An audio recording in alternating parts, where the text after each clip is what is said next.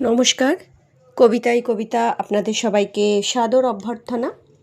আজকে আমার লেখা কবিতা না বলা কথাগুলো। ভেবেছিলাম কোনো দিনও বলবো না তোমায় কৃষ। ছাই চাপা আগুনে ধিকি ধিকি জ্বলে নিজেই ছাই হব অবিরাম। কিন্তু আমি না বলে চলে গেলে তুমি আমাকে ঘৃণা করার সাথে সাথে দাম্ভিক একটা অমানুষও ভাববে। তাই বলেই দিই, না হলে কষ্টের বোঝা বাড়বে বই কমবে না। তোমাকে দুঃখ দেব, খোঁচা দেব, তোমাকে ছোট করব, উপহাসের পাত্র করব, তোমাকে দয়া দেখাবো, নিচু করব, ঠেস দিয়ে মরমে মরে যেতে বাধ্য করব, এসব আমি স্বপ্নেও ভাবিনি কোনো দিন। বিশ্বাস করো, তোমাকে আমি ভালোবেসেছি, দুকুল ছাপিয়ে উজাড় করে ভালোবেসেছি। তোমার ওপর অধিকার বোধে তাই যখন বলেছি কৃষ ওইভাবে ধূপধাপ যেখানে সেখানে বসে নিজের শুক্রকে ড্যামেজ করবে না, তোমার হয়তো ভালো লাগেনি। তোমাকে বলেছি দাঁড়িয়ে দাঁড়িয়ে একদম জল খাবে না, বসে খাবে। তোমাকে যখন বলেছি কৃষ প্লাস্টিকের বোতলে একদম জল খাবে না, ওটা ফেলে দাও, আর এই নাও এটা বলে যখন তোমার হাতে ধরিয়ে দিয়েছি স্টিলের বোতল, তোমার খারাপ লেগেছে। ভেবেছ তোমাকে দয়া দেখিয়েছি, তোমার অভাব পড়েছে হয়তো। বিশ্বাস করো, তোমাকে ছোট করলে সেটা নিজেকেই করা হয়। ঠিক যেমন উপর দিকে মুখ করে থুতু ফেললে নিচের গায়ে এসে পড়ে, ঠিক সেভাবেই আমি সর্বদা এটাই ভেবেছি। কারণ আমি তোমাকে আমার থেকে কখনো আলাদা ভাবিনি।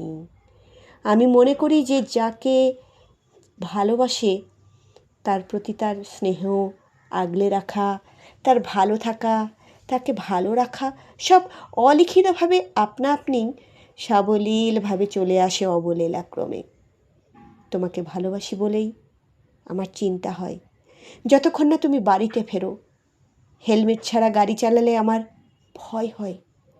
রাস্তায় বেরোলে কোনো মেয়ের দিকে তাকালেও আমার পৃথিবীটা দুলে ওঠে।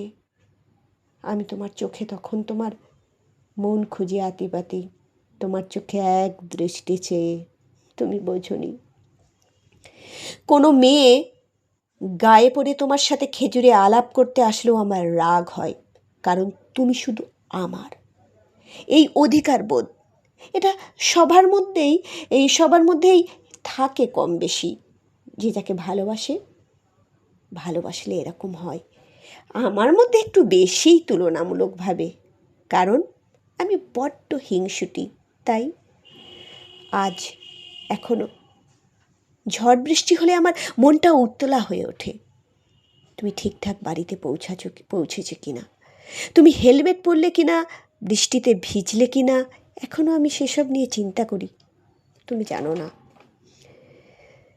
তোমার চোখ কোনো মেয়ের দিকে চলে গেল কিনা, কেউ তোমাকে কোনো খোলামেলা ইঙ্গিত দিল কিনা, আজ আমি আর সেসব জানতে পারবো না। আমি তোমাকে আর পাহারা দিতে পারি না, সেটা আমার ব্যর্থতা। কিন্তু তুমি উন্মুক্ত আজ। আমার মতো বেহায়া নির্লজ্জ আপদ তোমার জীবন থেকে বিদায় হয়েছে। তোমাকে আর কথায় কথায় বাধা দেব না আমি, আর বলবো না এটা করো না, ওটা করো না, ওটা করতে নেই, এটা করতে নেই, বলবো না। আর ভালোবেসে বা অভিমানে গাল ফুলিয়ে তুমি খুশি হও, সুখে থেকো। আমাকে তুমি বাইরের ঝামেলা বলেছ, কোন পরিস্থিতিতে কেন বলেছ তা আমি জানি না, তবে আমার খুব কষ্ট হয়েছে জানো।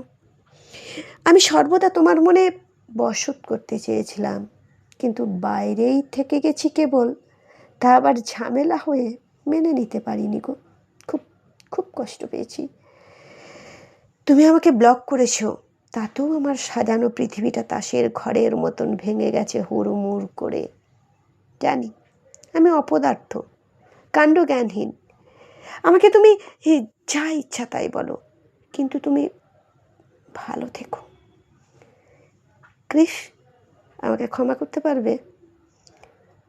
আমি যদি জ্ঞানত বা অজ্ঞানত তোমাকে কোনো কষ্ট বা দুঃখ দিয়ে থাকি, তাহলে তার জন্য আমি হাত জোর করে তোমার কাছে ক্ষমা ভিক্ষা চাইছি। আমাকে ক্ষমা করো, আমাকে ক্ষমা করো, আমাকে ক্ষমা করো। সামনের দিকে এগিয়ে যাও। প্লিজ, তোমার জন্য নতুন সূর্য অপেক্ষা করছে, তোমার জন্য সারা বিশ্ব প্রতীক্ষা করে বসে আছে। নমস্কার।